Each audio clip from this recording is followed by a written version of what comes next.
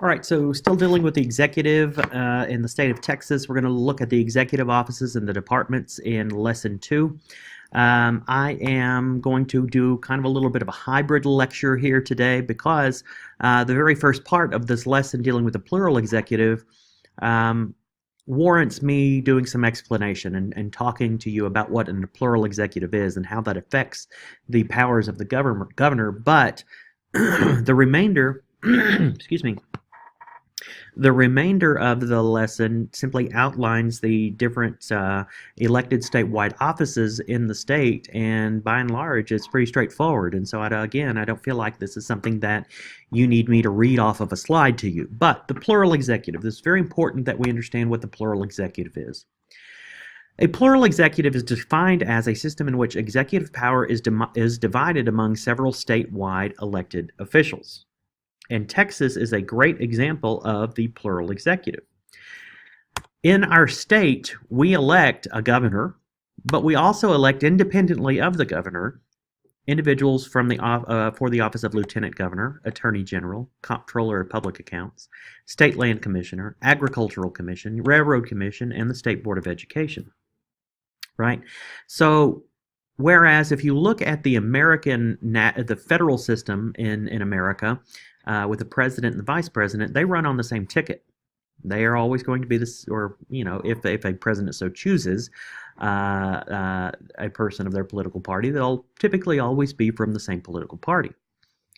And while in Texas it doesn't really work that way, we don't really elect Democrats to statewide office, there is the possibility that a governor and a lieutenant governor can be elected from different political parties.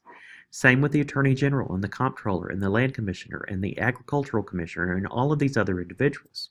And so there is no guarantee that the governor will have a united type of government in his own executive office branch. And so we have a plural executive because it's going to spread the power of the executive branch out amongst many different individuals who are not beholden to the governor. They are beholden to the electorate at large. And so whereas at the national level, the president is able to appoint his attorney general, appoint the treasury secretary, appoint the secretary of the interior and the agricultural secretary, and appoint all of these cabinet level positions within his executive branch, the governor of Texas is not able to do that. And in fact, he's sort of at the whim and will of the electorate. And so this type of election of statewide executives is known as Jacksonian State House government. And it is because Andrew Jackson believed that the ballot box is the best way to select administrators and make them accountable to the public. And so if the governor can't appoint his buddies to the office, then maybe the electorate can elect somebody who is much more or much better at doing the jobs within these different offices, and if they are not, then they can be voted out of office in the next election. When you do an appointment process, they serve at the will of the executive, and so as long as they stay in good graces with the executive or the president, or in some cases the governor, then they can remain in office. And so this is a way to essentially keep administrators accountable to the public. And so in the aftermath of the Reconstruction in the 1870s, the current Constitution reintroduced this idea of electing almost all statewide office holders and limited the governor's ability to appoint them. And so it's going to take this power out of the governor's hands and further dilute his power. The governor's power in the state of Texas is extremely, extremely weak, right? And so I'm not going to go through each one of these different cabinets positions, these statewide offices, but I wanted to talk about the plural executive a little bit more and to reinforce the idea that it is a very weak executive. The governor really doesn't have an exorbitant amount of power. Whereas if we look at the executive of the national government, the president, they have a lot of power. in many different areas, but not the governor. The governor's very weak, and he has very little appointment power in the executive branch. And the only office that he actually appoints in his executive offices in the executive branch is the Secretary of State. And the Secretary of State is the chief election official and keeper of state records. And so this Secretary of State will be appointed by the governor, and then they will be either confirmed or denied by the Senate.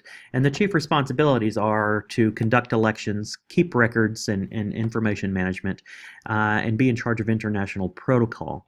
But there are very few appointment and removal powers in the executive branch of our government. The governor does not have the ability to appoint people or to remove people from power, because by and large they are going to be elected by the electorate, and if they are appointed individuals, they're typically not going to be appointed by the governor. And so most executive branch officers not going to be appointed.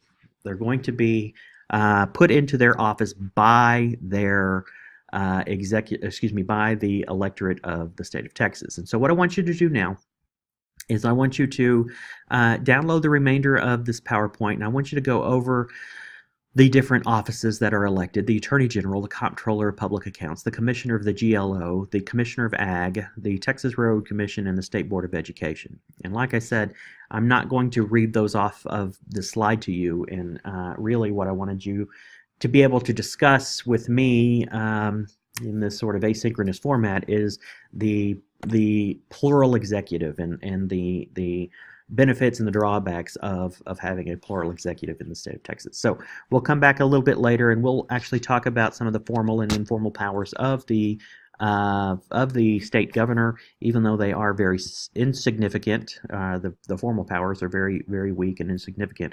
We'll talk about those in the next lecture.